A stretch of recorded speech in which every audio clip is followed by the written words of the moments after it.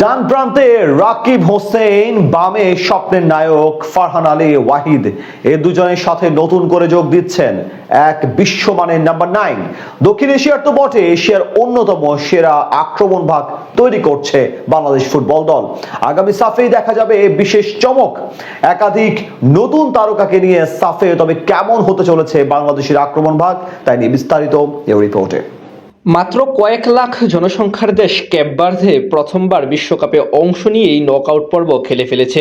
DR Congo কিংবা হাইতির মতো দেশ বিশ্বকাপে কোয়ালিফাই করে, সেখান থেকে 18 কোটির বাংলাদেশ কেন নয়? তেমনই নতুন স্বপ্ন নিয়ে থমাস ডুলির অধীনে এগিয়ে যেতে চাচ্ছে বাংলাদেশ, যেখানে সবচেয়ে বড় আস্থার নাম প্রবাসী বংশোদ্ভূত ফুটবলাররা। তবে এত কিছুর মাঝে বাংলাদেশ দলের সবচেয়ে বড় চিন্তার কারণ আক্রমণ ভাগ। মিডফিল্ডে হামজা চৌধুরী, সমিত সোমরা যোগ দেওয়ার পর অনেক বেশি শক্তিশালী হয়ে উঠলেও আক্রমণ ভাগে গোল মিসের মহড়া এবং প্রপার নাম্বার 9 ও 10 এর অভাব ভীষণভাবে ভোগাতে দেখা যাচ্ছে বাংলাদেশ দলকে।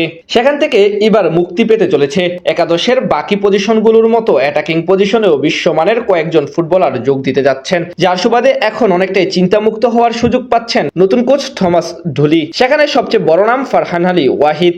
হামজা চৌধুরীর পর বাংলাদেশের সবচেয়ে বড় স্বপ্নের নায়ক বলা হয় তাকে। মাত্র 19 বছর বয়সে ইংলিশ লিগে নাম কামিয়েছেন তিনি। সব ঠিক থাকলে রিয়াল মাদ্রিদের প্রাক্তন কোচ আলভারো আরভেলোয়ার অধীনে ইংলিশ প্রিমিয়ার লিগে সুযোগ আসতে পারে ফারহানের কাছে, যেটি বাস্তব হলে দক্ষিণ এশিয়ার দ্বিতীয় ফুটবলার হিসেবে এই ইতিহাস গড়তে পারবেন তিনি। ফারহান মূলত একজন লেফট উইঙ্গার, তবে লেফট মিডফিল্ড পজিশনেও খেলার দক্ষতা রয়েছে ফারহানের। দ্রুত গতির সাথে আছে ড্রিবলিং করার দক্ষতা। তাছাড়া প্রতিপক্ষ ডিফেন্স ভেঙে গোল মেকারেও দারুণ পারদর্শী তিনি। বাংলাদেশের নম্বর 10 অভাব পূরণ করতে ফুলহাম এফসির এই তারকা হতে পারেন সবচেয়ে বড় সমাধান। ফিফার আগামী উইন্ডোতেই অভিষেক হতে পারে তার সাথে রাইট উইং এ আস্থার নাম দেশসেরা স্ট্রাইকার রাকিব হোসেন। বর্তমানে বাংলাদেশের অন্যতম ধারাবাহিক পারফর্মার তিনি। গতির সাথে তার কাট করে প্রতিপক্ষ ডিফেন্স ভেদ করার সক্ষমতাও রয়েছে। সাফে দেশীয়দের মধ্যে অন্যতম গুরুত্বপূর্ণ সদস্য হতে পারেন রাকিব। তাদের সাথে সবচেয়ে স্বস্তির খবর হলো জায়ান হাকিমকে নিয়ে।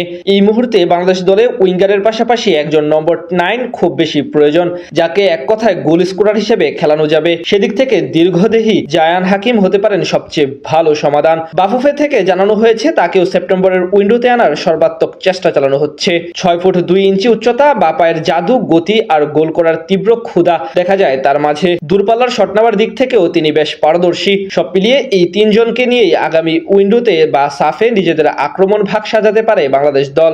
এর মাঝে ফাহমিদুল ইসলাম, আলোচিত ট্রেবুল ইসলামরাও আছেন ব্যাকআপ হিসেবে। সব মিলিয়ে বলা চলে মিডফিল্ডের সাথে এবার জাতীয় দলের ফরওয়ার্ড পজিশনেও সমস্যা দূর হতে চলেছে তাদের আগমনে আগামী সাফে, যেটি ট্রফি জিততে বড় ভূমিকা রাখবে।